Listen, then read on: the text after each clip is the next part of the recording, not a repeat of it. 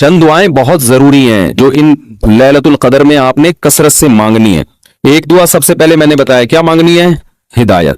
بلکہ اس سے بھی پہلے اپنے گناہوں کی مغفرت، کیونکہ گناہ دعا کی قبولیت میں آڑ بنتے ہیں. اللہ کہتے ہیں تو میری تو کچھ بھی نہیں مانتا اور اپنی مجھ سے منوا رہا ہے. میں جب تجھے آزمائش میں ڈالتا ہوں تو کچھ بھی نہیں کرتا. تو پہلے اللہ سے معذرت کر رہے ہیں، معافی مانگے. جو میرے گناہ ہو چکے معافی چاہتا ہوں، میں اقرار کرتا ہوں میں غلط ہوں، تو میرے گناہوں کو کیا کر دے؟ معاف. یہ بار بار مانگے اللہ سے. یہی ہے انک عفو تحب العفو فاعف عنا. اور دل میں نیت کریں اللہ میں تجھ سے وعدہ کرتا ہوں آئندہ میں گناہ نہیں کروں گا. شیطان ایسے موقع پہ کہے گا ابے تو کر لے گا، تو کیوں جھوٹے وعدے کر رہا ہے؟ تو شیطان کو بولیں تو اور میں جانوں اللہ جانے تجھے کباب میں ہڈی بن کے تجھے کیا تکلیف ہو رہی ہے. یہ شیطان نے ایسے موقع پہ یہ کرواتا ہے تاکہ منہ سے بات بھی اچھی نہ نکالو آپ. شیطان آئے گا اور کہے گا کہ بھائی تو دعائیں مانگ رہا ہے کہ تو میں دوبارہ نہیں کروں گا، تو نے کرنا تو ہے یہ کام دوبارہ، کیوں اپنے آپ کو دھوکہ دے رہا ہے؟ تو آپ شیطان سے کیا بولو بھائی میرا معاملہ اللہ کا معاملہ، تیرے کو بیچ میں تکلیف کیا ہو رہی ہے؟ جیسے میں جب شادی کر رہا تھا تو لوگ محلے والے کہہ رہے تھے مفتی صاحب کو کیا ہو گیا پھر تیسری شادی کر رہے ہیں. تو ایک صاحب نے کہا بھائی اپنے خرچے پہ کر رہے ہیں، لڑکی کے ابا راضی ہیں، تو آپ کو تکلیف کیا ہو رہی ہے؟ ان کے گھر والوں کو ہو تو سمجھ میں آتا ہے. تو یہی بات شیطان کو سمجھا دیا کرے. صحیح ہے، یہ وسوسے ڈالتا ہے شیطان عمل سے روکنے کے لیے. تو بھائی جب بعد میں خدا نخواستہ ہو گیا تو دوبارہ توبہ کر لیں گے. اب یہ تھوڑی کہ اگر ہونے کا خطرہ ہے تو ہم کوئی اچھا کام ہی نہ کریں، باقی اچھے عمل بھی چھوڑ دیں اس چکر میں کہ ہم سے تو گناہ ہو جاتا ہے تو ہم کیا، ہمیں کیا بھائی، ہو جاتا ہے تو جب ہوگا تو دیکھا جائے گا. ابھی تو نہیں ہو رہا نا، ابھی تو جذبہ ہے نہیں کریں گے بس. تو پہلے کیا کرنا ہے؟ گناہوں سے توبہ. اس کے بعد ہدایت کی دعا. سب سے بڑی ضرورت کیا ہے؟ سیدھے راستے پر چلنے کی توفیق. اس میں اپنے لیے، بیوی بچوں کے لیے، اپنے والدین اور بہن بھائی اور ان کی ازواج اور اولاد، یہ پورا بڑے بڑے رشتے کور ہو گئے اس میں، ٹھیک ہے نا. پھر تیسرے نمبر پر دین کی خدمت کی دعا کہ اللہ ہم سے دین کا بہت کام لے لے، کیونکہ علماء کے لیے تو سب سے بڑا کی فضیلت ہی یہی ہے کہ اللہ ان سے دین کی خدمت لے لے. وہ دنیا میں کاروبار کے لیے نہیں ہے، شادیوں کے تو ایک ضمنی چیز ہے، اس کے لیے شادیوں کو پروموٹ کرنے کے لیے ضرور ہے کیونکہ وہ بھی دین کا ایک حصہ ہے. ابھی ہمارے حضرت مفتی رشید احمد صاحب کہتے تھے علماء کو خود شادیاں نہ کرو، لوگوں کو ترغیب دو. لوگ کہتے تھے حضرت جب ترغیب کیسے دیں جب خود نہیں کرے گا، خود کرو گے تو دین کے کام کے قابل نہیں رہو گے. اتنے جھگڑے ہوں گے نا کہ بس اسی کام کے رہ جاؤ گے اور کسی کام کے نہیں رہو گے. تو البتہ یہ سنت ہے ضروری، تو لوگوں کو ترغیب دو، لیکن وہی بات ہے کہ ایسے ترغیب دیں لوگ کہیں گے خود کر نہیں رہا. تو اس لیے ہم نے کہا کہ آدھی بات آپ کی لیں گے، آدھی ہم اپنی لیں گے. ہم نے حضرت کی آدھی بات لی کہ لوگوں کو ترغیب دو، دوسری جو تھی نا خود نہیں کرو، یہ والی نہیں لی ہم نے، ٹھیک ہے نا، خود بھی کریں گے. ٹھیک ہے نا. تو دوسری دعا کیا کرنی ہے؟ اے اللہ دین کا کام مجھ سے بہت زیادہ لے لے. تاجر ہے وہ بھی دعا کر سکتے دین کا کام لے لے، اللہ اس کے مال سے مدارس بنوا دے، مسجدیں بنوا دے، یتیم خانے کھلوا دے، تو کتنی بڑی بات ہے. چوتھی دعا عافیت کی. یہ نہ مانگا کرے اللہ مجھے مال و دولت دے دے، اے اللہ میری تنخواہ 2 کروڑ کروا دے. اس طرح کی دعائیں یہ جزیات ہیں، ہدف کو فوکس کرنا چاہیے. اللہم انی اسألک العفو والعافیہ، معافی چاہتا ہوں، عافیت والی زندگی، ٹینشنوں سے پاک زندگی چاہیے. اب وہ اللہ کی مرضی ہے، پیسہ دے کے ٹینشن سے پاک کر دے یا بغیر پیسے کے آپ کو ٹینشن فری بنا دے. عافیت چاہیے مجھے فی الدین والدنیا والآخرہ. دین میں بھی عافیت، میرا دین بھی مصیبتوں سے محفوظ رہے، میری دنیا بھی اور آخرت بھی. وفی اہلی و مالی، میرے گھر بار بھی پریشانیوں سے محفوظ رہے، بیوی بچے بھی، و مالی اور میرا مال بھی مصیبتوں سے محفوظ رہے. مالوں پہ ہلاکتیں آ جاتی ہیں، فیکٹریوں کو آگ لگ جاتی ہے. تو یہ بڑی جامع دعا ہے، سمجھتے ہو. اس کے بعد ایک دعا اللہ سے اور مانگ لو. شادی شدہ آدمی کے لیے گھر ایک بڑی ٹینشن ہوتا ہے نا.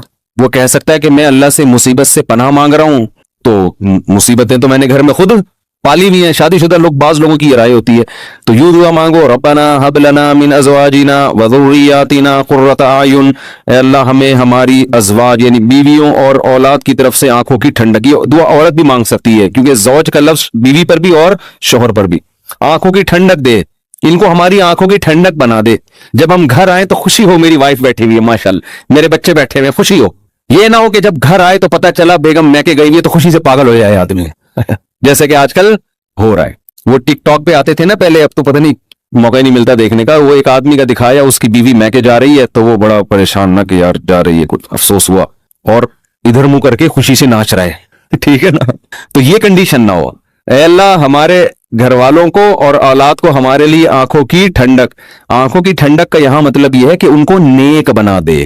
ان کو کیا بنا دے؟ نیک شریف شرفا. نماز روزے میں لگے ہوئے ہوں, گھر جاؤ تلاوت کا ماحول ہو, دعاؤں میں لگے ہوئے ہوں, تلاوت کر رہے ہوں, تو جس کی فطرت صحیح ہو اسے یہ عمل دیکھ کر اس کی آنکھیں کیا ہو جاتی ہیں؟ ٹھنڈی. اور اگر آپ گھر میں گئے, بیگم صاحبہ ڈرامہ دیکھ رہی ہیں, سین چل رہا ہے بڑا ٹائٹ قسم کا نا, اور بچے بھی پب جی پہ لگے ہوئے ہیں, فلمیں دیکھ رہے ہیں, میوزک سن رہے ہیں, خدا کی قسم اس سے آپ کی آنکھیں ٹھنڈی نہیں ہوگی. میں لوگوں سے کہتا ہوں اپنی بچی کو اسکارف پہناؤ, پراپر ڈریس پہناؤ, پھر دیکھو کتنی پیاری لگے گی آپ کو. اور آپ اس اسکارف جو ہے نا اور اسکرٹ پہنا دو, سلیو لیس کپڑے پہنا دو, آپ کو وہ آنکھوں کی ٹھنڈک نہیں لگے گی. گھر کا ماحول دینی ہو, طہارت کا, نماز کا, تلاوت کا, معمولات کا. تبلیغ والے کروا دیتے ہیں, اپنی عورتوں کو تبلیغ میں وقت لگواؤ گے تو گھر میں یہ معمولات شروع ہو جائیں گے. تبلیغ میں بڑی جان ہے. بڑے بڑے لوگوں کو میں نے دیکھا ہے, بیگم کنٹرول میں دی, تبلیغ میں لے گئے, صحیح ہو گئی, وہ گھر کا ماحول بن گیا. اور گھر کا ماحول عورت سے بنتا ہے, آدمی سے نہیں بنتا. تو آنکھوں کی ٹھنڈک بنا دے. وَجَعَلْنَا لِلْمُتَّقِينَ إِمَامًا, یہ اسی کی تفسیر ہے. اور ہمیں پرہیزگاروں کا امام بنا. یہ مطلب نہیں کہ اگلے الیکشن میں ہم جیت جائیں. پرہیزگاروں کا امام کا مطلب امام تو ہم ہیں ہی, ہمارے ماتحتوں کو پرہیزگار کر دے, اچھے لوگوں کے سربراہ ہوں ہم. تو بیوی بچے آپ کے ماتحت ہوتے ہیں نا, تو ہمیں ان کو کیا بنا دے, تو پرہیزگار بنا دے. تو یہ دعا بھی بہت امپورٹنٹ ہے. اللہ نے نیک لوگوں کی صفات میں یہ دعا بھی بیان کی ہے کہ وہ ہم سے یوں دعا مانگتے ہیں. اور دو دعائیں اور جلدی سے بتا دوں, یہ ٹاپک نہیں تھا, لمبا ہوتا جا رہا ہے مسلسل, اس پہ میں مستقل انشاءاللہ بیان کروں گا. دو دعائیں اور لیلۃ القدر میں, اور ویسے بھی معمول بنائیں. ایک دعا یہ کہ جہنم کی آگ سے خلاصی, بار بار قرآن یہ بیان کرتا ہے, جنت کی طلب اور جہنم کی آگ سے خلاصی. قرآن بار بار کہتے ہیں ہمارے نیک بندوں کے دل میں جنت کی اتنی لالچ ہے کہ راتوں کو اٹھ اٹھ کے اللہ کو پکارتے ہیں کہ اللہ ہمیں اس جنت کا وارث بنا دے, محروم نہ کرنا اس جنت سے. جن کا آخرت پر ایمان نہیں ہے نا, انہوں نے جنت کو دوسرے درجے پہ رکھا ہوا ہے. میں بھی ہو سکتا ہے جنت ہو, مل جائے تو ٹھیک ہے, اس طرح سے مانگ رہے ہوتے ہیں وہ. آپ مجھے بتاؤ, دنیا میں آپ کو کوئی ایسا پیکج دیا جائے کہ یہ کر لو تو تمہیں پھر اس کے بدلے میں یہ ملے گا, اس میں 1000 گز کا بنگلہ ملے گا, اور ایسا بنگلہ ہوگا, کروڑوں روپے کا بنگلہ ہوگا, اس میں پھر تمہاری بڑی اچھی شادی ہو جائے گی, بہت خوبصورت بیوی ملے گی تمہیں, اور اس میں تمہاری خوراک ایسی ہوگی, تمہاری جوانی 100 سال تک رہے گی, ہے بھائی, اور تمہیں جناب کروڑوں کروڑوں روپے کی گاڑیاں ملیں گی. یعنی جنت کے 10ویں حصے کی بات اگر ہم سے کی جائے دنیا میں, تو میرا خیال ہے سارا دن اس کی تلاش اور طلب کے علاوہ ہمارا کوئی کام نہیں ہوگا. کیونکہ یقین ہے نا, اس دنیا کو دیکھا ہوا ہے, آخرت کو دیکھا نہیں ہے. تو اللہ تعالیٰ کہتے ہیں کہ ہمارے نیک بندے راتوں کو اٹھ کے اللہ سے کیا مانگتے ہیں؟ جنت. کہ اللہ ربنا وآتنا ما وعدتنا علی رسولک, اے اللہ تو نے پیغمبروں کی زبان سے جس جنت کا ہم سے وعدہ کیا ہے وہ اس وعدے سے ہمیں محروم نہ کرنا, وہ دینا ہمیں جنت, ہم محتاج ہیں اس کے. وہ بڑی دل نشیں جنت ہے, ایسا نہ ہو کہ نیک لوگ اس میں جا رہے ہوں اور ہمیں اس سے روک دیا جائے. اس وقت یہ منظر قہر بن کے گرے گا آپ کے اوپر, بہت بڑی ٹینشن ہوگی. اور جہنم کی آگ سے پناہ, ربنا اصرف عنا عذاب جہنم, جہنم کی آگ کو ہم سے دور کر دے. تو یہ چند دعائیں ہیں جو مانگا کریں پابندی کے ساتھ. سمجھتے ہو کہ نہیں سمجھتے؟ اور ایک آخری دعا, اگر آپ کے والدین دنیا سے جا چکے ہیں یا آباء و اجداد کوئی بھی جا چکے ہیں, ان کی مغفرت کی دعا. ان کو بھولنا, جن میں والدین تو بہرحال وہ تو زندگی بھر نہیں بھولنا ان کو. جب مغفرت کی دعا تو سب سے پہلے اپنے والدین کے لیے الگ الگ مانگا کرو, باپ کے لیے الگ اور ماں کے لیے الگ. ہول سیل کے حساب سے نہ مانگا کرو. بعض لوگ ہول سے, یا اللہ جتنے بھی مرحومین دنیا سے جا چکے ہیں سب کی مغفرت فرما دے. تو مرحومین میں ابا بھی آ گئے, اما بھی آ گئے, نانی بھی آ گئی, دادی بھی, سب ہول سے. دعاؤں میں ہول سیل نہیں چلتا, نام لے لے کے, اس میں زیادہ خشوع خضوع پیدا ہوتا ہے. سمجھتے ہو؟ اب ظاہر ہے سارے مرحومین کا تو نام لے نہیں سکتا نا, تو خود ہی مرحومین میں داخل ہو جائے گا تھوڑی دیر میں. تو چند اسپیسیفک مرحومین کا نام لے کے پھر ہول سیل کے حساب سے کہ جتنے دنیا سے مسلمان جا چکے ہیں اللہ مغفرت کرے. تو یہ کام ضرور کرنا چاہیے لیلۃ القدر میں. اور لیلۃ القدر میں مخصوص عبادت ثابت نہیں ہے. یہ جو چل رہا ہوتا ہے نا کہ پہلی رکعت میں یہ سورت پڑھیں, پھر یہ سورت پڑھیں, پھر یہ سورت پڑھیں, یہ سب چیزیں غیر ثابت ہیں, بدعت ہیں. ان سے اجتناب کریں. تمام دوائیں بچوں کی پہنچ سے دور رکھیں, تمام بدعتیں اپنی اور بچوں کی پہنچ سے دور رکھیں. تو لیلۃ القدر میں آپ سمپل نماز پڑھیں, زیادہ سے زیادہ دعا مانگیں, اور تسبیحات ہیں, تلاوت ہے, یہ کام کریں. سمجھتے ہو؟